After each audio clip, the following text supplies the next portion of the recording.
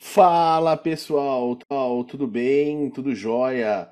Sejam todos muito bem-vindos à nossa live de boteco em plena pandemia do Covid, da Covid, né? Da Covid-19. Na verdade, a pandemia, ela é do vírus. Então, o vírus, ele é o coronavírus e a doença é a Covid-19. Então, show de bola, sejam todos bem-vindos a esta live sensacional, que como são todas as nossas lives aqui no meu Instagram, no @doutor.andrelopes. A minha convidada dessa live de boteco já me pediu a solicitação, eu vou liberar a entrada dela aqui.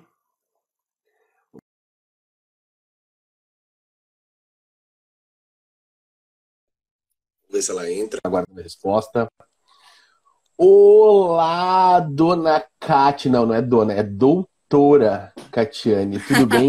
Seja Tudo muito bem, André. bem-vinda à nossa Eu prefiro Kátia live ainda, de tá? boteco. Ah, Sem mas é que doutora e o Kátia. Cati é para os íntimos e eu me sinto nesse rol de intimidade que tu tens aí, né? Então, para quem. Faz quanto tempo já que a gente se conhece, Cati? Foi que ano a 2008, graduação? 2009, Pode uns ser 10 por aí, né? anos. Uns 10, 12 anos aí dá para colocar nessa conta. Eu acho que envelhecemos nesse processo, mas nos tornamos pessoas melhores, ou não, depende. Depende de Depende pra quem. quem tu pergunta. Exatamente, depende muito da quem a gente perguntar.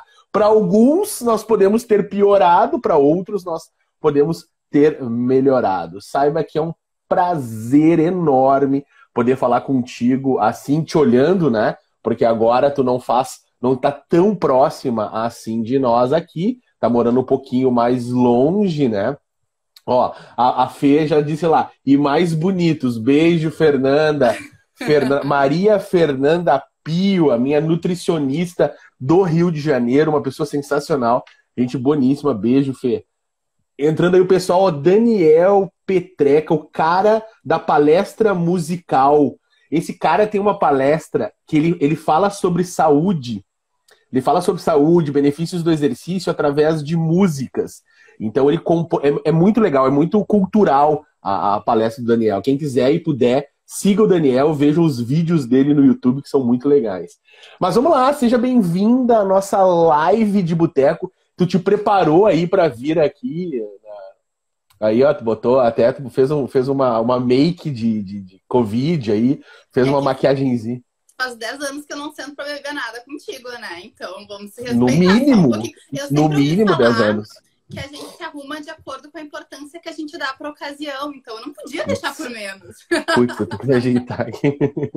Nessa loucura que a gente tá, né, Kate, de pandemia e as pessoas. Eu não sei o resto, gente, mas eu, particularmente, eu criei a live de boteco exatamente para eu poder ter uma noção de semana, assim. Então eu sei que terça e quinta eu tenho que fazer a live de boteco, né?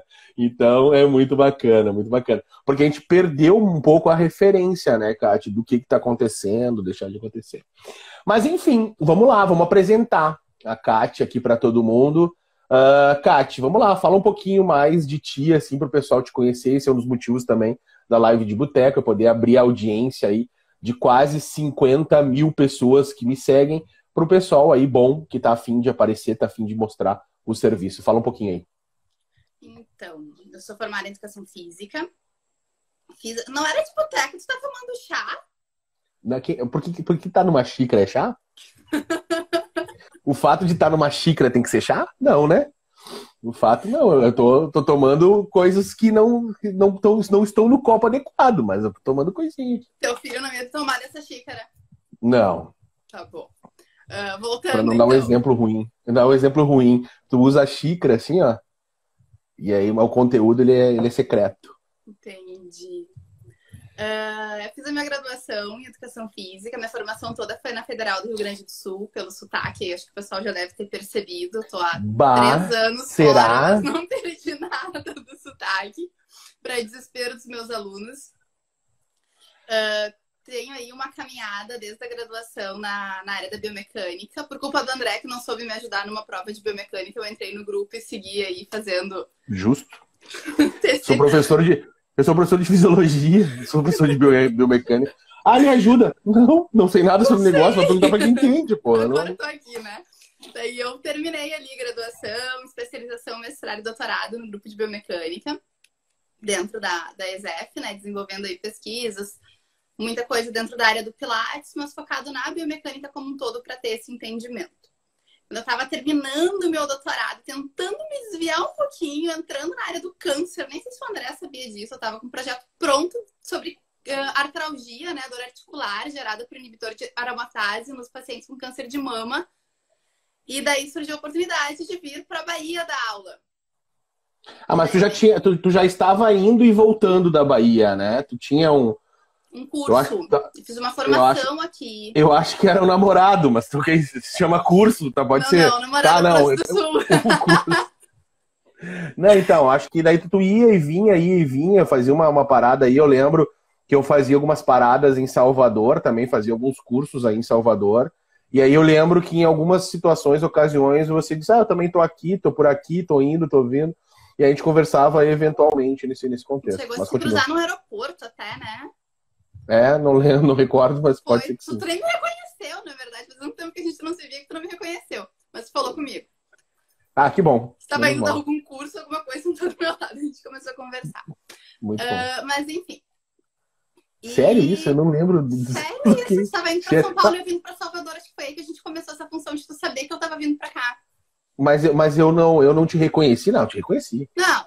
Tu não me reconheceu quando tu me viu passar. Quando a gente sentou perto, tu puxou papo comigo.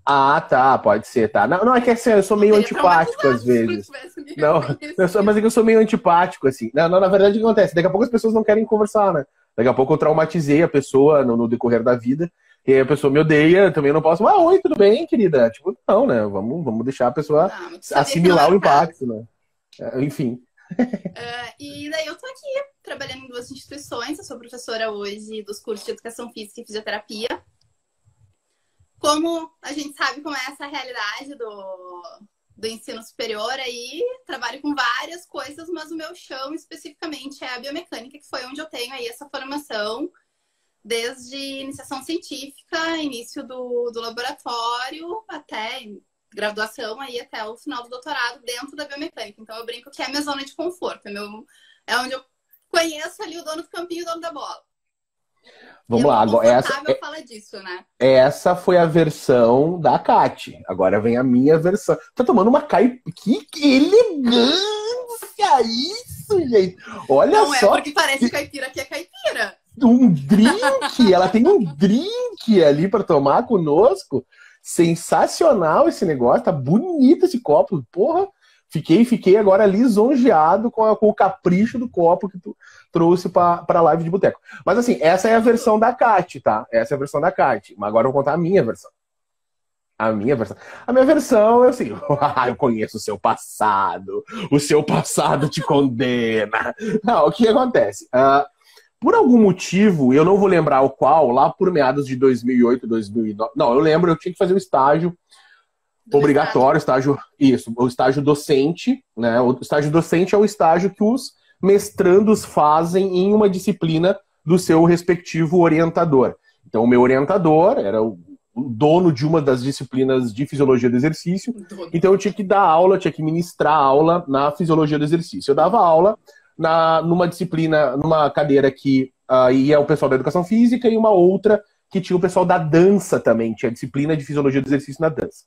Então, inclusive, se vocês colocarem curso de dança nível superior da URGS, a capa do vídeo no YouTube sou eu dando aula. Então, as pessoas... É muito engraçado isso, porque foi um vídeo institucional que fizeram, inclusive, eu estava dando aula, e aí tava... Aceita elogios... Ó, o Meyer botou, o Augusto botou ali, aceita elogios.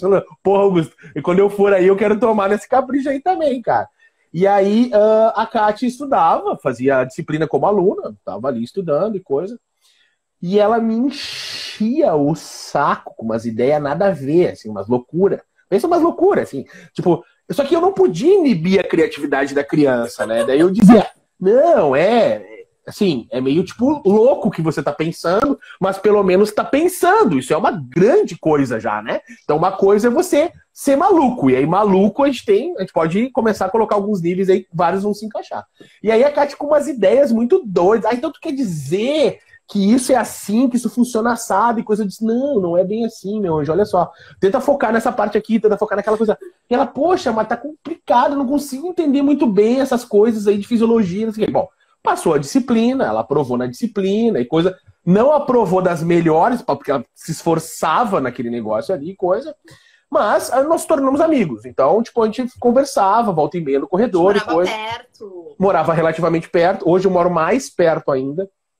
Eu tô no final da Protásio Alves. Então é mais perto ainda. Mais perto. Não, mas é mais perto da Alvorada onde tu morava, né? Não, então, eu morava antes da Alvorada. Quase na Alvorada, mas um pouco quase na Alvorada. Então é mais perto do... antes da ponte ali você morava, né? No Big ali. Então é antes da Alvorada. Então agora eu tô mais perto da Alvorada do que antes é. E aí, então, a gente conversava, trocava umas ideias, algumas vezes ela voltava comigo, dava umas caronas pra ela, etc. A gente conversava algumas coisas. Mas, enfim, até então, ela aluna da graduação e coisa aqui. E aí eu já tinha terminado o meu estágio docente. E aí um dia ela veio, pois é, André, eu tô com umas dúvidas sobre biomecânica e coisa, tu teria como me ajudar? Não teria como te ajudar.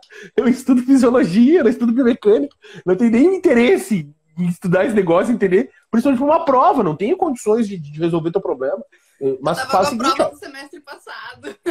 E aí eu disse assim, faz o seguinte, fala com o pessoal da biomecânica ali, coisa. Aí ela, que ficava no lado da nossa sala, a sala que eu ficava, que é a sala do Álvaro, do lado tinha a sala do Jefferson Loss. Aí ela foi ali, eu não lembro, não sei com quem tu conversou ali, mas tava lá, na época era o Latorre, era a Mônica, que circulavam ali no grupo do Jefferson e coisa. Beleza. E aí uma outra vez ela também entrou em contato comigo e disse, olha, faz o seguinte, o Jefferson acabou de sair daqui pedindo alguém para ser bolsista, se a gente não tinha ninguém, interesse em ser bolsista e coisa. Vai lá, bate na porta e diz, eu tenho interesse em estudar biomecânica, quero ajudar. Daí ela, mas será? Não vou. Coisa. Olha só, o não tu já tem, né? O não tu já tem. Vai lá, bate na porta, na cara dura, e vai lá e tu quer, eu vou ali e falo com ele. Aí eu não lembro se eu acho que eu fui ali, Jefferson, vai vir uma pessoa falar contigo aqui, não sei o que, a Kátia, não, tá, manda ela passar aqui. Aí foi, e aí ela entrou como bolsista, uma estagiária, né, no grupo de biomecânica do Jefferson Loss. Tem que começar por algum lugar, né, nega? Tu não quer chegar cagando ordem, né? Vamos falar sério. E aí, então, ela começou ali naquela coisa, daí termina a graduação, aí ela fez um bom trabalho como bolsista, aí faz a prova, e faz mestrado, e coisa, e foi se desenvolvendo. E a Kátia, ela foi criando porque assim, ela sempre teve uma ideia bem desenvolvida, assim, tanto a fisiologia, de querer conversar, de querer fazer, e uma vontade muito grande de aprender as coisas. E aí só faltava a oportunidade, né? Você ter a oportunidade de conseguir estudar algumas coisas. E aí ela se encaixou na biomecânica, ela achou que aquilo ali era a melhor maneira dela estudar, e ela já trabalhava com pilates e coisa, uniu o útil ao agradável, e tocou e se tornou a doutora Catiane, tá aí, em Salvador, já tá com um bebê, né, com filha. É menina, né? Como é que é o nome dela? Maria Clara. A Maria Clara. Daí você casou com o Augusto, isso? O que o Augusto faz? Estuda comportamento de inseto. Ele tenta criar algumas coisas na cozinha também, às vezes. Mas... Não, mas ele não é da área. Não, ele é engenheiro agrônomo. Tem mestrado em entomologia. Engenheira. Legal, bacana. Isso é muito bom, quando a gente fica com pessoas que não são da área, isso é muito legal, porque dá pra limita uma conversa. Limita bastante os atritos, né? Porque daí tipo, eu converso de uma coisa, a outra pessoa conversa de outra, ninguém entende das suas respectivas áreas e a coisa consegue fluir de maneira melhor. A Patrícia está terminando o doutorado dela em engenharia de alimentos também, né? Então, às vezes, a gente nem conversa muito porque já rolam uns não, porque isso aqui não, porque esse artigo não sei o quê, então nem vamos conversar muito esse negócio aí, vamos tocando cada um a sua linha aí, tudo vai dando certo. E aí, assim, eu sou super... Bem, desde que ele não fique conversando muito com os bichos que ele encontra na berinjela e tal, que às vezes rola, ele falando sozinho na cozinha, tudo mais, Que loucura, né? Não, que loucura. Não, tá bom, isso explica bastante coisa, na verdade. Mas, vamos lá. E aí, tipo, dentro desse contexto, a Kátia, até esses dias eu falei com ela, a gente tava conversando algumas coisas, e até falei pra ela, poxa, talvez tu não saiba o quanto orgulhoso eu sou de quem tu se tornou, né? Porque, porra, ela era uma fedelha de merda, né? Não que ela é grande coisa hoje, né? Pra mim continua sendo a mesma fedelha de merda, tô nem aí. Não, mas assim, ela era uma fedelha de merda da graduação que não sabia onde estava. Muitas vezes a gente conversou até sobre futuro, sobre profissão, o que ia fazer, o que não ia fazer, se ia dar certo ou não ia, o que eu achava de determinadas coisas, se era um bom caminho ou se não era um bom caminho. E eu, dentro da minha insignificância e ignorância, tentando ajudar algumas coisas, né, e clarear algumas situações. Pô, mas, tipo. Beijo! Deixa eu te olha aí os alunos. pra te lembrar uma coisa. Vai. Minha primeira experiência docente foi indicação tua num aperto que a Ali passou na URI. Exatamente.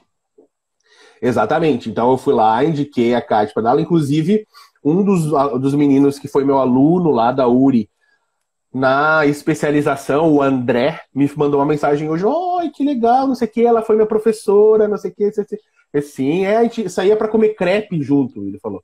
A gente comia crepe depois das aulas, não sei o que, assim, muito legal, que bacana. Beijão, André, se você estiver assistindo aí.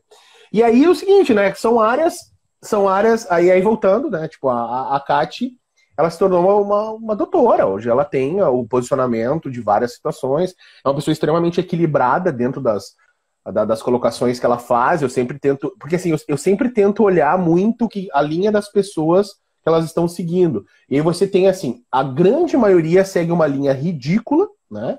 Então as pessoas são ridículas, são retardadas, e fazem, isso não é só dentro da educação física, são outras áreas também, mas, tipo, na educação física a gente mais trabalha aquelas linhas meio da biomecânica, cheio de setinha, cheia de invenção disso, daquilo, daquele outro, aquelas situações de tipo, não, você tem que pegar e treinar sem tênis, daí o outro, não, você tem que correr descalço, aí você tem que não sei o que. Beijo, Rafa. Rafa, direto dos Estados Unidos, a Rafa, ela é minha aluna de consultoria, eu dou aula 2 vezes por semana para ela, particular, na área de treinamento, na área de fisiologia. Beijo, Rafa, hoje a gente teve aula de manhã, falando sobre sistema respiratório, show de bola, ela é personal lá, show de bola, beijo aí, Rafa.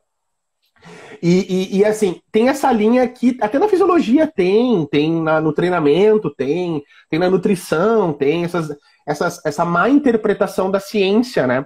E como eu sei que a Kátia tem uma linha muito bacana, muito equilibrada na parte da biomecânica, uma linha muito sóbria, tá? Que eu não sei se vai durar muito tempo ela tomando caipira, mas uma linha muito sóbria de entendimento da parte científica, eu chamei ela para ela compor esse time da Live de Botecos. Para quem não sabe, a gente tem um grupo no WhatsApp, que a gente fica trocando algumas informações, a gente cria alguns textos, a gente estuda, trabalha algumas coisas antes para vir aqui falar com vocês. A gente já teve lives aqui antológicas, assim, com o professor Antônio Carlos Gomes, com o Álvaro Reis de Oliveira, com o Sérgio Gregório, com a Bárbara, com a Ju, agora com a Kátia. E a Kátia, ela tá vindo hoje com a minha convidada especialista em biomecânica. Então, assim, eu quero começar essa linha de conversa, de raciocínio sobre biomecânica, sabendo da opinião, vou já tocar um terror, a opinião da Kátia a respeito da biomecânica que tem sido propelida, propulsionada, vendida nas redes sociais. Essas biomecânicas de setinhas, essas biomecânicas mais gourmet, assim. O que tu acha sobre isso? Como é que é a tua visão disso tudo? Olha, em sua maioria, eu diria que isso não é biomecânica. Essa é a minha frase mais maçante. São 2 coisas que eu falo muito em aula, né? Não é biomecânica e depende. Tudo depende do que tu quer fazer, né? Às vezes o pessoal pergunta assim, esse exercício eu faço elevando o ombro ou sem elevar o ombro? Depende, teu aluno tem o ombro caído ou teu aluno tem uma hiperativação de trapézio? Então, depende, ele vem muito. E eu costumo dizer que quando tu coloca um vetor de força e uma linha tracejada com um pontinho que pode ser um eixo em qualquer lugar, tu vira especialista em biomecânica. Como tem bastante isso, né? Eu chego, às vezes, tem um aluno, Eric, que ele tira foto pra mim. Eu mando pra ele assim, Eric, faz essa foto. E daí eu uso nas aulas. Gente, isso é uma recriação de uma foto que eu vi no Instagram. Não tô usando foto sem autorização. A gente refez ela. E daí uso ali para mostrar um pouco de como funciona esse raciocínio e de como ele é falho em sua maioria, porque a biomecânica ela é extremamente simples. E o que Sim, como todas as ciências, né? Todas as ciências, elas são simples. Acho que o pessoal que tem acompanhado as nossas lives, eles têm entendido, até a live que a gente fez com o Douglas, beijo, Douglas Soares, um especialista em análise de artigos e ciência de boa qualidade. E nós temos mostrado sistematicamente que existe um processo de fantasia muito grande sobre uma complexidade científica que, na verdade, ela não existe. Né? De forma geral, a ciência ela é muito simples, muito pragmática. É aquela brincadeira que a gente fala, olha, as coisas mais importantes descobertas na ciência, elas são como a gravidade. Tudo que sobe, desce. Então, tipo assim, não existe grande frescura sobre as coisas científicas. Toda vez que a gente faz um desenho muito caricato de alguma área científica, é muito provável que nós estejamos cometendo alguns erros de extrapolação, alguns erros de generalização que não são tão legais assim de forma geral, acredito eu, né? E mais do que isso, né, André? Eu chego, assim, depois de tanto tempo como aluna, principalmente, mais do que como professora até, naquela conclusão de que quanto mais tu conhece de um assunto, mais simples tu consegue tornar essa explicação na tua fala. Então, quando tu começa a ver esses posts cheios dessas setas, cheios dessas coisas todas, muitas vezes isso tá ali replicando um copia e cola de algum lugar ou algum raciocínio que não tem uma linha lógica e simples como ela é. A biomecânica ela é muito assustadora por causa dos gráficos, em sua maioria, né? Números, nossa. Números, o pessoal, nossa, números. Fugi disso no segundo grau lá e agora cheguei na graduação e encontrei de novo. Mas isso é super comum, né, Kátia? O pessoal diz assim, poxa, eu tô fazendo educação física, eu tô fazendo fisioterapia, eu tenho que fazer cálculo, eu tenho que entender de números? Não. Na verdade, não existe matéria no mundo que não seja explicada pela matemática, né? Matemática é uma das áreas básicas fundamentais. Não tem nada nesse planeta, quiçá nesse universo, que a matemática não possa dar uma solução, uma pseudo-solução, uma resposta. Então não existe nada no mundo sem matemática, né? Não existe como fazer. O Guto fala ali que a ciência ela é maquiada para não ser acessível. E isso é uma coisa que eu me lembro muito assim das disciplinas da Nádia Valentini ali, da segundo semestre da graduação, já aí há muitos anos atrás, que ela dizia que os textos dela, ela passava para a filha dela ler, que se a filha dela entendesse, aquilo estava explicado, explícito, né, de forma clara para que as pessoas pudessem atender, que a gente discute muito isso em casa, né, 2 cientistas em casa, tu sabe como é. E daí a gente entra muito nisso, assim, como a ciência muitas vezes ela fica numa linguagem restritiva e como a gente tem dificuldade de levar isso para rede social para que as pessoas que eventualmente sequer sabem aonde avaliar a qualidade de um artigo consigam acessar. Então esse cara que fala complexo, que usa a setinha, o vetor de força, a flechinha e a bolinha, ele muitas vezes chama atenção porque parece que ele sabe muito e cria essa audiência, eu sigo a hashtag biomecânica, me dói muito mais do que eu fico feliz assim, em ler as coisas, mas eu faço isso para ter uma ideia, porque isso é o que os meus alunos consomem. Isso é o que os nossos colegas, em sua maioria, consomem, né? Então, essa dificuldade aí de ultrapassar essa barreira e de tornar simples aquilo. Tipo, a biomecânica, ela vai avaliar cada articulação por cada plano. Então, quando eu avalio uma marcha, eu penso no tornozelo, no joelho, no quadril, na pelve, pensando só ali em membro superior, eu já tenho 4 articulações. Inferiores, inferiores. Só ali no membro inferior, isso. Se eu for olhar para cada plano de movimento, eu já tenho 12 gráficos. Daí tu mostra 12 gráficos para todo mundo. Nossa! Não, calma, um gráfico de cada vez. Esse gráfico mostra que tem ali rotação do joelho. E aí, como é que tá a rotação do joelho na marcha? Olha só para ele. Agora o outro mostra flexo e extensão do joelho. E assim a gente começa a desmistificar essa ideia da complexidade mesmo, né? Porque ela é simples e ela visa simplificar a nossa aplicação, a nossa atuação profissional. E acho que esse é um grande desafio, assim mesmo. Trazer isso de forma simples e de forma alcançável para quem não virou rato de laboratório como a gente ali por tanto tempo, né? Eu tenho uma ideia muito grande, assim, que eu tenho uma ideia muito, eu tenho uma convicção muito grande a respeito disso, pegando a frase do Augusto. Assim, a ciência ela é sistematicamente maquiada para não ser acessível para o grande povo. Assim, quando eu leio essa frase, essa ideia do Augusto, eu tenho uma tendência a acreditar que as pessoas não seriam maquiavélicas a esse grau, tá? Não é mais ego, sabe? Assim, então, aí nós vamos chegar lá, tá? Porque assim, essa frase me parece meio um plano, tá? Vamos planificar vamos esconder, vamos maquiar. Não, eu acho que assim, um dos pontos mais, e é a minha opinião, tá, Augusto? Eu não tô dizendo que a tua tá errada, mas assim, a minha visão das coisas. Quando a gente vê essa situação, eu acredito que as pessoas relacionadas com a ciência, elas são ensinadas que a ciência por si só é algo especial, tá? É algo especial. Se você se tornar cientista, é algo que é extremamente especial. E eu não estou dizendo que não seja especial, que não seja importante, mas não te torna melhor do que ninguém ser cientista. Em alguns casos, até pelo contrário. Tu fica mais pobre do que um monte de outras profissões. Mas, enfim, de forma geral, você tem a ideia de que você se torna alguém especial, alguém superior. Que para que eu possa me tornar um cientista, eu preciso ter uma roupagem, eu preciso estar de terno, gravata, eu preciso estar de jaleco, eu preciso ter uma cara meio estranha, um cabelo meio desgrenhado, porque é isso que caracteriza o cientista, né? Você tem uma imagem, é passado para nós uma imagem de que todo cientista ele usa óculos, ele é meio malucão, ele é antissocial e ele está sempre falando um monte de coisa que não faz sentido. Essa é a caracterização, a personificação do cientista de forma geral.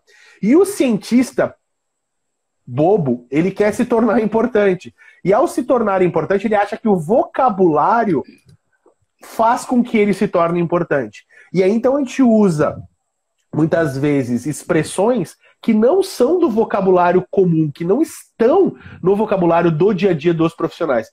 E isso faz com que a gente não seja claramente entendido. O que a gente tem que pensar é o seguinte, nós como cientistas de uma pseudo-nova geração, nós somos pessoas normais, que temos redes sociais, que nós somos estranhos em alguns aspectos, mas, poxa, a gente tem cabelo raspadinho, a gente fala com a galera, falando de galera, a gente tá aqui fazendo uma live. Então a gente tem uma proximidade maior do que os cientistas mais antigos, de 20 anos, de 30 anos, de 40 anos atrás. Então isso é uma vantagem que a gente tem. E a gente tem que aproveitar e fazer isso, desmistificar a ciência. Quando alguém vai lá e se demonstra cientista, se demonstra um estudioso de uma área, e ele começa a criar muitas setas, muitas coisas a respeito de tudo, e as pessoas elas não entendem o que ele está falando, as pessoas, em vez de olhar para esse cara e dizer o seguinte, nossa, que cara ruim, tá, mas por que ele é ruim? Pô, eu não entendi nada do que ele falou. Se ele fosse bom, eu entenderia. As pessoas não fazem isso. As pessoas agem de maneira contrária. Nossa, que cara muito top. Ele é muito bom no que ele faz. Tá, mas por que ele é bom no que ele faz? Nossa, não entendi nada do que ele estava falando. Então deve ser muito especial, muito bom aquilo que ele está falando. Então, assim, existe um conceito equivocado do que é ser bom.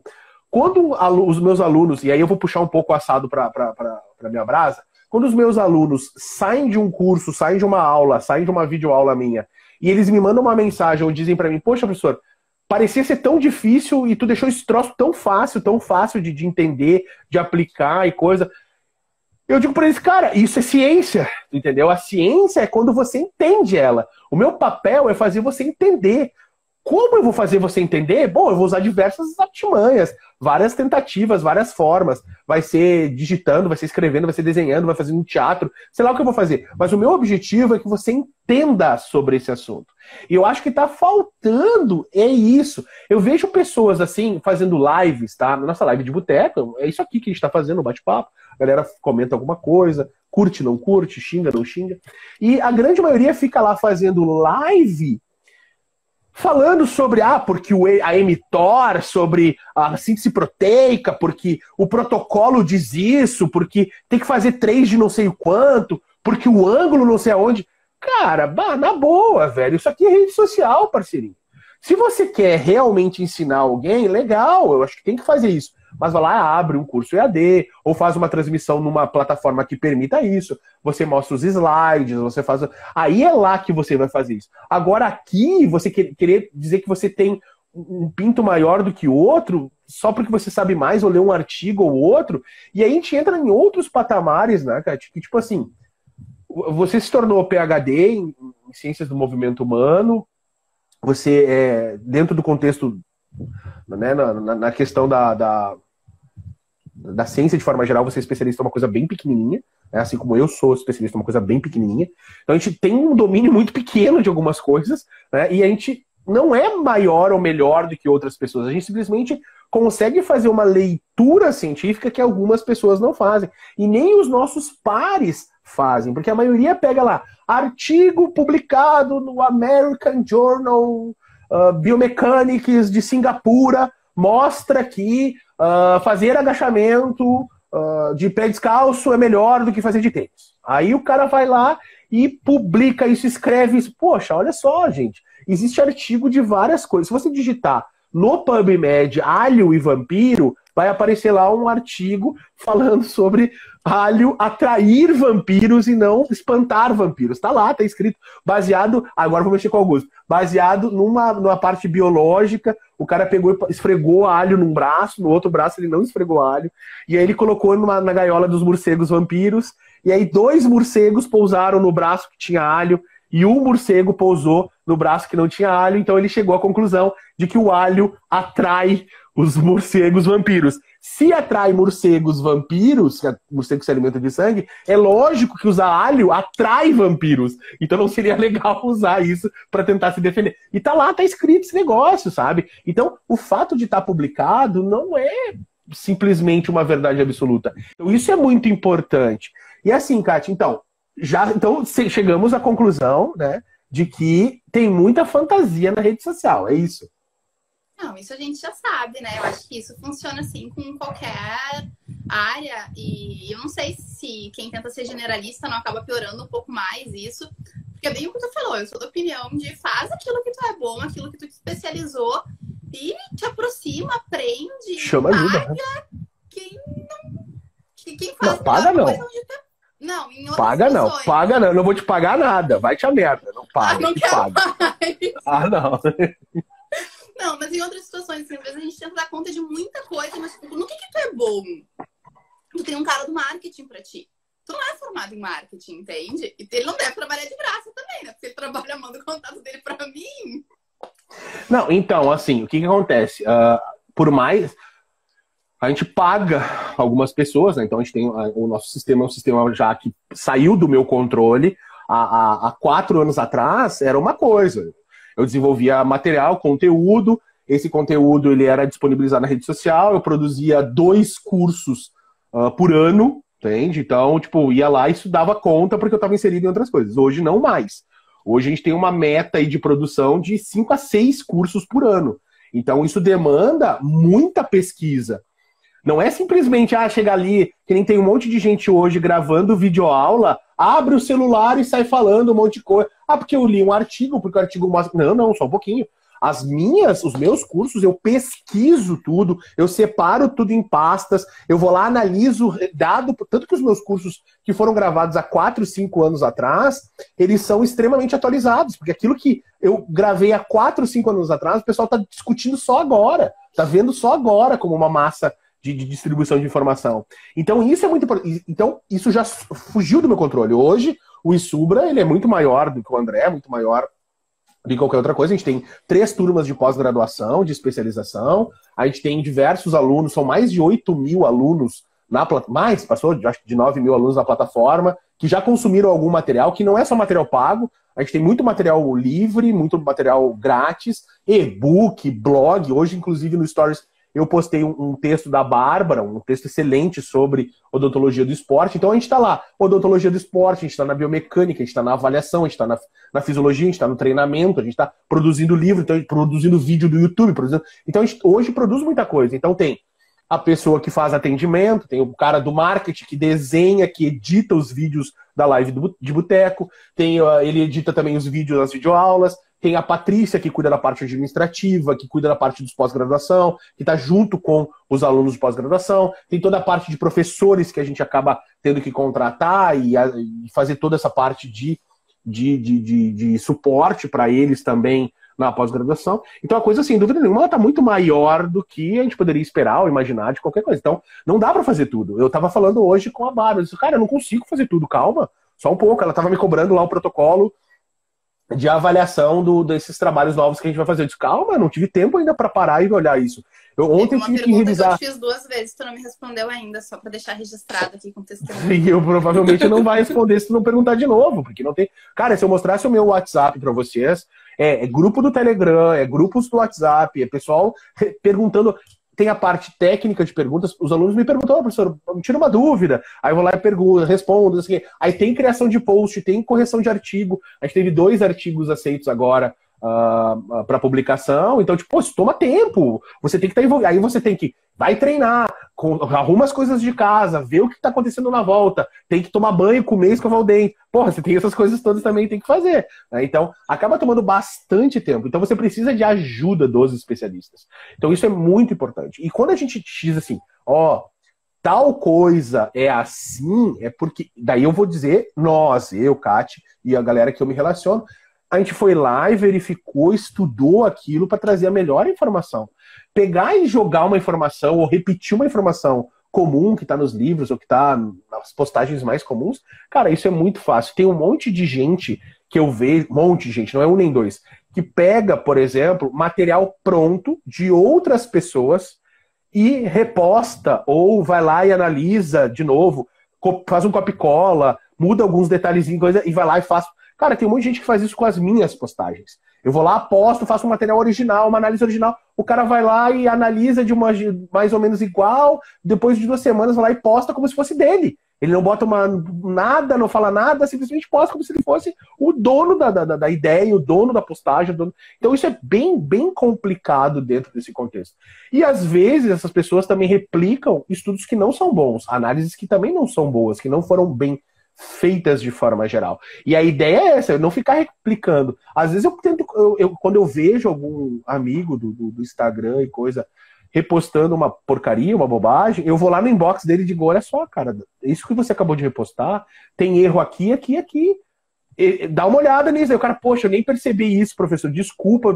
Não, mas você tem que perceber, você tem que analisar essas coisas. Senão você está dando visão para pessoas que não são aquilo que se dizem ser. Então você pega, eu sou cientista. Alto lá, né, amiguinho? Vamos lá, só um pouquinho. Você produz ciência, você não produz ciência. Hoje eu me considero muito mais um divulgador científico do que cientista propriamente dito. Eu não faço ciência de ponta para dizer, eu sou um cientista. Não, eu sou um divulgador científico e nas horas vagas que me sobram eu consigo publicar uma ou outra coisa, aí tentando ajudar a galera. Mas o meu papel hoje é muito mais traduzir ciência, tentar desmistificar a ciência na forma de texto, na forma de vídeo, para a galera consumir de forma geral. Então, Kati, já que tem muita bobagem sendo dita, vamos corrigir algumas coisas aí. O que tu preparou para nós, assim, de forma geral? Você disse que você estava separando algumas coisas. Então, para a recepção aí, né? Nada de receita de bolo, nada de... eu já estava aqui com a caneta. Já estava ali com a canetinha, pois é. Dando uma olhada assim, no que saiu por último, porque nessa função eu terminei doutorado ano passado, né? Acabei entrando muito nas coisas bem específicas daquilo que eu estava trabalhando, daí às vezes a gente se perde um pouco no que sai nos arredores, mesmo sendo da área de estudo, né? E daí andei dando uma olhada aí no que saiu ano passado, esse ano, para trazer algumas coisas e destacando assim, o que mais me chamou a atenção. Visão sistemática, fresquinha aí, comparando resultados de estudo de exercícios multiarticulares, mais exercícios uniarticulares, só multiarticulares e só uniarticulares. O que a gente tem? Que assunto bom esse, hein? Assunto bom, isso é uma discussão bem grande na área técnica, na área prática, e o pessoal que diz, exercício monoarticular não presta, multiarticular é que presta, tem uma galera que defende essa bandeira aí. Muito boa pedida, manda bala. Então, o que eles acharam? Que tanto os exercícios multiarticulares quanto os somados, né, ali dentro do protocolo, com os uniarticulares, eles aumentaram a ativação tanto do glúteo máximo quanto do quadríceps. Isso, então, assim, exercícios multiarticulares mais monoarticulares. Não, isso eram não. três situações. Multiarticulares, uniarticulares ou monoarticulares e os dois. Então, quando tu tem um multiarticular envolvido, seja só ele ou seja ele com o monoarticular, o uniarticular ali, a gente tem uma maior ativação ali, maiores ganhos no glúteo máximo e no quadríceps. Tá. Agora, então, o que eles viram? Eles viram ativação eletromiográfica, o que mais? Isso, ativação eletromiográfica de uma forma geral, assim, das musculaturas ali envolvidas. E avaliaram também a força. E o que eles verificaram? Que a força de flexão do joelho aumentou no grupo que fez o protocolo uniarticular. Então, a gente tem aí de novo aquela situação do depende, né? Eu sou muito pragmática com essas coisas quando a gente pergunta assim, qual é o melhor exercício? Cara, depende do que tu quer. E outra coisa, se eu te falar que esse exercício é o melhor, e a gente vai chegar ali no qual é o que gera mais, do exercício que gera mais ativação, tu vai pegar só esse exercício, vai colocar o teu aluno a treinar só esse exercício, porque ele é o que gera mais ativação? Será que é essa mesmo a sacada do treinamento? Então, eu sempre trago muito esse questionamento, porque o corpo ele vai responder para aquilo que tu treina. E essa é a minha crítica ao treinamento exclusivamente uniarticular ou guiado, né? Porque tu tem ali todos os princípios de treinamento e essa pessoa, aquele corpo vai aprender a responder daquela forma. Então, eu sou muito defensora da variabilidade. Eu acho bacana a gente conhecer ali o multiarticular, melhor ativação do glúteo máximo e do quadríceps. O uniarticular vai aumentar a força de joelho. O que eu vou fazer? Eu vou usar os dois. Em todas as variações que eu consegui pensar para gerar ali uma gama motora, né? Um repertório motor o mais variado possível para esse meu aluno. Então, eu costumo trazer essa questão assim, é legal a gente conhecer, mas primeiro, alimentando aí um pouco esse teu ranço com a eletromiografia, né? Não, eu tenho ranço, esse meu ranço com a eletromiografia, ele é muito baseado em depoimentos de pessoas que quase enlouqueceram ao trabalhar com isso. Eu não trabalhei com eletromiografia e as pessoas trabalham assim, não aguento mais, essa merda não dá certo, que tem que filtrar, que tem que não sei o que, não sei o que. Então, porra, eu só olhando os caras berrando lá, eu disse, meu Deus do céu, né, velho? Que loucura esse troço. O protocolo, a gente começa por aí, né? Quando tu usa o protocolo do tratamento de dados, algumas metodologias, quando eu passo o olho, eu digo que esse cara traz não representa o sinal eletromiográfico que era para representar. Porque tu tem filtros que foram feitos exclusivamente de forma didática, que simplesmente cortam o sinal assim, e as pessoas usam eles em metodologias de artigo. E como uma pessoa usa, outra pessoa cita e usa, e às vezes eu passo o olho na metodologia e paro de ler o artigo. O que ele trouxer, eu já sei que não vai me representar aquilo que eu quero. E o outro ponto é o existe uma diferença, então. Aquilo que a gente usa para filtragem didática, de visualização, e aquilo que é dado real, aquilo que é realmente um sinal eletromiográfico. Tu tem vários filtros, né? Então, tu vai ter filtros ali que vão fazer recortes, por exemplo, de frequências, que a gente conhece a frequência na qual a eletromiografia vai estar realmente coletando o sinal do músculo, onde tu pode fazer um corte dessa frequência de forma verticalzinha ali, bem bonitinho, que não representa um dado biológico, mas isso é feito para demonstrar como funcionar. Se eu cortar essa frequência para cá, que cara fica o meu sinal? Então, isso funciona para que eu ensine as pessoas de que identificar forma esses pontos. esse corte, de que forma a frequência, se eu excluir frequências muito altas ou frequências muito baixas, o que vai acontecer com o meu sinal? O que não representa a realidade de um músculo em ativação. O que não representa a realidade. Daí tu vai ter os cortes lá, que ao invés de fazer um corte ali, verticalzinho, ele vai fazer um corte mais suave, que vai ter uma cara de ativação biológica. A gente sabe que de realidade mesmo. A realidade, exatamente. Que você tem o músculo em zero ativação, nunca é zero, né? Você tem lá em uma ativação mínima, e aí você tem o início da contração, e aí essa coisa cresce, né? Ela vem o sinal, ela cresce e decresce, né? Então seria uma curva mais o real. Mais harmônica seria o real. Aqueles pontos de o rabo cortado numa ponta e o rabo cortado na outra, aquilo ali é uma coleta de dados, mas ela não representa a transferência real da ativação. Não durante um exercício. Tu pode Não ter uma durante o ativação de contração voluntária máxima, contração isométrica voluntária máxima, que a pessoa tá no repouso e daí do nada aqueles explode. cientistas ficam tudo lá na volta, vai, força, força, força. Daí isso sobe de uma hora Sim. para outra. Mas esse recorte que eu tô te falando, ele é de uma curva no domínio da frequência, que muda total a cara dessa curva que a gente tá falando, que ela começa a ter ali informações diferentes. Então, quando eu olho lá, usou um filtro NOT, esse artigo não traz nos resultados algo que representa o que eles coletaram. Entendi. Então, ali eu já paro. A gente começa aí, a análise de dados da eletromiografia, a parte do tratamento desses dados, ela precisa de uma base de conhecimento. E o outro ponto, já muito mais acessível, assim, é o quê? A variabilidade. Cada pessoa, e aí sei que tu domina isso tão bem quanto, ou melhor do que eu até, ela vai criar uma estratégia de ativação muscular. Como é que tu realiza a tua marcha é diferente da forma como eu realizo a minha marcha, que é diferente da forma como outra pessoa realiza a marcha dela. Esse músculo entra primeiro, não entra esse. E todas essas variações. Então, quando a gente faz uma coleta de eletromiografia, a gente está representando aquela pessoa naquele momento. Naquele exercício, naquele momento, e que pode estar extremamente amanhã ou depois, na mesma ativação, no mesmo exercício. Pode acontecer. Eu costumo usar muito um exemplo, André, que é da prancha. Quem nunca fez prancha depois de fazer aquele treino ferrado de perna e sentiu mais quadríceps do que abdômen? Ah, sim. Quer dizer, então, que a prancha pega mais quadríceps do que abdômen? Porque é o que eu sinto, então eu vou aplicar o que eu sinto, Não, mas da mesma forma, se eu colocar um eletrodo ali e fazer uma avaliação eletromiográfica, eu vou ter alterações diferentes de acordo com a fadiga muscular, ou seja, a gente vai ter variações no sinal, possivelmente esse sinal até aumente, porque esse corpo vai estar tentando compensar isso e usar musculaturas que não usaria normalmente, porque aquela está extremamente fadigada. Então, quando eu pego ali uma ativação dentro de um estudo, eu preciso ter ideia de que aquilo não vai valer para todo mundo e que meu aluno não vai ativar primeiro esse, depois esse, sempre nessa mesma proporção. Porque quando a gente entra na proporção matemática de tal músculo, quando a gente faz ali os modelos para ver o percentual. Os modelos teóricos da coisa. Os modelos teóricos, eles vão usar o quê? Eles vão normalizar pela área de secção transversa do músculo.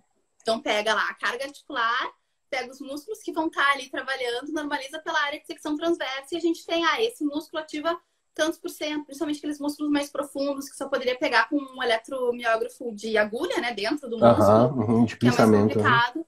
Então, a gente começa a ter essas dificuldades aí. E a gente tem, por exemplo, hoje estudos trazendo em corredores de altíssima, de elite, assim, vamos dizer, né, de alto rendimento, que eles variam a forma de fazer o gesto motor, pensando na eletromiografia, na forma mesmo da pisada e da ativação muscular, a cada ciclo. Que é uma estratégia. Não se sabe aí se isso é treinado ou se eles desenvolveram de forma involuntária, mas é uma forma de tu evitar a fadiga. Porque se ele corresse igual até a reta final... Ele cicla a ordem de recrutamento para poder, de certa forma, ele poder economizar ou descansar, ter pausas de ativação em determinados músculos. Incrível então, isso, hein? Diminui a intensidade, né?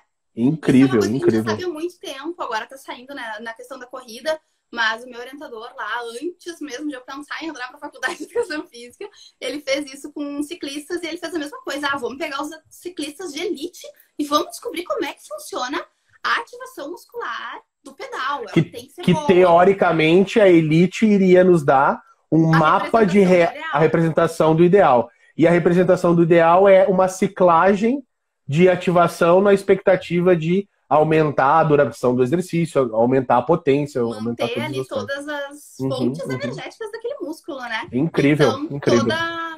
Toda a sacada ali é o quê? Cada atleta tem a sua forma de fazer o gesto e em cada ciclo, se ele é elitizado, se ele é um atleta realmente treinado naquilo, ele vai mudar isso também. Então, essa eletromiografia não pode ser levada para a sala de musculação como uma verdade absoluta. E assim, essa tua colocação, que ela é extremamente importante, né, em vários aspectos, de alto rendimento, ela nos permite fazer uma análise de que, quando nós colocamos um aluno, por exemplo, ou um cara a ser testado num banco de supino, e a gente diz que esse cara tem uma maior ativação no peitoral, por exemplo, isso pode ser bem variado de sujeito para sujeito, né? Eu posso ter, na grande maioria das vezes, o exercício supino, deitado, supino reto, ele é utilizado amplamente para peitoral, ele tem ativação do peitoral, a gente sabe disso, não existe discussão sobre isso, mas as distribuições de demanda de produção de força podem estar variando entre peito, ombro anterior e tríceps, e eu estou citando esses três simplesmente por serem os maiores contribuintes. Obviamente que nós poderíamos citar outros sinergistas estabilizadores, mas estou trazendo esses três, variando de sujeito para sujeito e variando de momento para momento dentro do mesmo treinamento, dentro da mesma sessão. Eu posso começar o meu exercício supino reto, por exemplo, com uma maior ativação de peitoral. Conforme ele vai fadigando, eu mantenho a minha carga de execução por ativação de outros músculos auxiliares. Isso eu discutia esses dias, até com os meninos do treino, eu dizendo, cara, muitas vezes a gente ergue uma carga, e essa carga, ela é levantada. Você consegue executar o movimento com aquela carga, que é uma carga alta. Mas isso não significa que você está tendo uma maior ativação com o músculo que você quer realmente ativar. Então, se você vai lá, você está acostumado a fazer supino reto com 35 quilos de cada lado. E esse é o peso, é a carga máxima que você consegue levantar no supino para fazer séries de 12.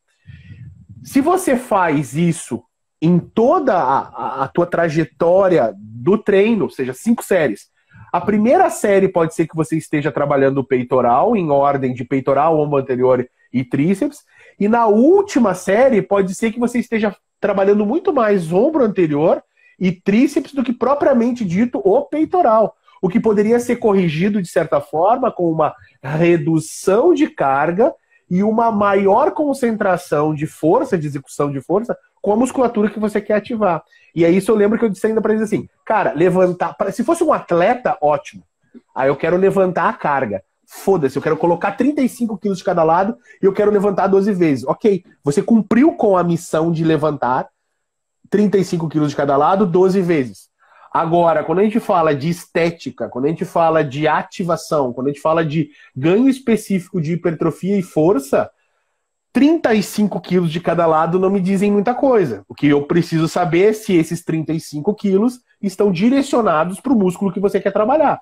Não adianta eu querer agachar e fazer uma força absurda com músculos que não sejam o quadríceps e que não sejam os músculos do meu quadril ali, que são os maiores ativados no treinamento. Ah, eu faço o agachamento e minha panturrilha sai inchada. Porra, aí não, né, cara? Tem que ter esse contexto. Mais do que isso, né, André? Quem nunca viu alguém na academia treinando no movimento lá, no exercício de rosca direta, treinando gastrocnêmio. Gastrocnêmio, estabilizadores da coluna. O que o corpo faz? Ele tenta te ajudar a compensar, sim. Ele vai compensar de outra forma. Aí tu vai fazer o quê? Tu vai levar o ombro, não deu conta. Tu vai estender a coluna, não deu conta. Vai ficar na ponta do pé, vai fazer ali uma dose. Exato. E eu acho que isso é muito importante, porque às vezes alguns estudos, alguns trabalhos, usando eletromiografia, usando as análises biomecânicas, dizem, olha só, tal exercício ativa tal músculo. Ok, acho que na média, acho que isso acontece. Mas será que todos os sujeitos que fazem treinamento, fazem musculação, fazem treinamento de força, eles têm uma consciência corporal de ativação nessa ordem prevista?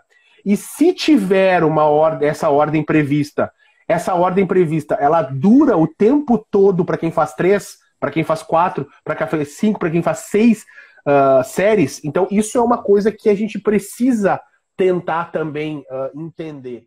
Esse último artigo que a gente publicou, a gente fez uma análise simples, super simples, a respeito da resposta do mesmo volume de treinamento, mesmo volume de sessão, em atletas de judô, de alto rendimento, e a gente mediu o squat jump e o contra movement jump.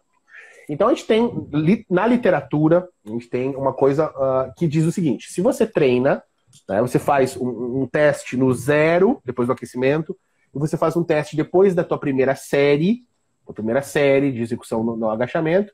A tendência é que você mantenha o resultado, né, de desempenho igual ou piore. Né? É isso que a gente espera que aconteça. Né? Então o cara faz um aquecimento, ele salta, ele tem um valor de salto, aí ele faz uma série, lá com 80% da 1RM, e a tendência, o que nós imaginaríamos, é que houvesse um desempenho de salto igual ou pior, sinal que nós conseguimos gerar um abalo fisiológico e assim por diante. Legal, é isso que a gente espera, tanto no Contra Movement Jump quanto no Squat Jump. Quando a gente foi analisar isso, em média e desvio padrão, é exatamente isso que acontece. Então a gente tem um zero, um momento zero maior, a gente tem depois de uma série um momento menor, depois da segunda série menor, depois da terceira série menor, e o desempenho do cara vai caindo. É isso que a gente enxergou na média e no desvio. Só que quando a gente faz a análise individual, e eu gosto muito dessa análise individual, porque quando a gente bota média e desvio, coisas são escondidas, coisas ficam mascaradas. Quando a gente faz a análise individual de cada sujeito, eram 7 sujeitos, ali nós vimos que alguns sujeitos apresentavam esse comportamento esperado, ou seja, um 0 maior, depois da primeira série menor, depois da segunda série menor, depois da terceira menor, o que a gente chamou de comportamento decrescente, da capacidade de produção de resposta funcional. Então ele decrescia a resposta funcional, bacana. Só que teve uns sujeitos que tiveram um comportamento ondulatório. O cara fez o primeiro salto bom, o 0, né? Aí ele fez a primeira série, caiu o desempenho, aí ele foi para a segunda série, o desempenho dele melhorou, subiu. Então, tipo assim, ele quicou num desempenho ruim e subiu. E nós tivemos um outro comportamento que foi o comportamento crescente. Ou seja, aquele cara que fez o aquecimento, o primeiro salto, fez a série, subiu o desempenho, fez a série, subiu o desempenho, e aí ele foi cair lá na terceira série. Então a gente conseguiu perceber que o comportamento da resposta muscular dos sujeitos, quando tem média de desvio padrão, ele é o que a literatura nos mostra. O cara treina, cai a produção de força de modo geral. Mas individualmente nós temos sujeitos que têm comportamento ondulatório, alguns com comportamento crescente e outros com comportamentos decrescentes. Dentro desse aspecto desses comportamentos, uma situação prática, por exemplo, é a situação competitiva. Por exemplo, se eu pego um cara que tem um comportamento decrescente, que o desempenho dele tende a cair depois dos primeiros tiros, das primeiras respostas musculares, esse cara é um cara que eu não vou aquecer ele muito forte. Eu vou trazer um aquecimento para ele, mas não é um aquecimento que eu vou exaurir ele. Por quê? Porque eu sei que se eu passar muito aquele aquecimento, se eu forçar demais aquele aquecimento, ele já entra com um desempenho menor, mais baixo. Já aquele cara que tem um comportamento que a gente chamou de ondulatório, aquele cara quica, ele tem um comportamento bom, ele faz a primeira, ele cai, na segunda série ele já sobe o desempenho, esse é um cara que a gente faz uma pré-ativação de competição mais forte, maior. Por quê? Porque eu quero que ele já entre nessa segunda fase, onde o desempenho dele está maior, está mais potente, de forma geral. Então, assim, isso é muito legal e mostra, quem sabe, a necessidade de uma análise biomecânica, fisiológica, de treinamento estritamente individual. Onde eu tenho um modelo de treinamento extremamente individualizado, onde eu tenho uma estratégia competitiva extremamente individualizada. Porque esses eram atletas de judô, competição top, elite. Alguns atletas fariam, então, um aquecimento forte, quase competitivo, como fosse uma competição, para entrar num desempenho grande. Alguns atletas fariam um breve aquecimento e alguns até nem aqueceriam. Entrariam já só pronto para lutar, dar o maior desempenho e assim tentar ganhar ou não a luta. O troço tá fluindo aí, tá fluindo, conversa boa com a Kátia. Então assim, a gente vai juntar as lives, a gente vai juntar. Vão continuar sendo 2 vídeos, mas esse segundo vídeo ele vai ser um pouquinho mais longo, ele vai estar um pouquinho mais longo do que o tradicional, porque a gente vai terminar pelo menos essa discussão que a gente está tendo. E claro que a gente vai chamar a Kátia mais vezes para discutir mais coisas aí referentes à biomecânica, ela poder nos ajudar bastante a entender esses contextos todos, tá?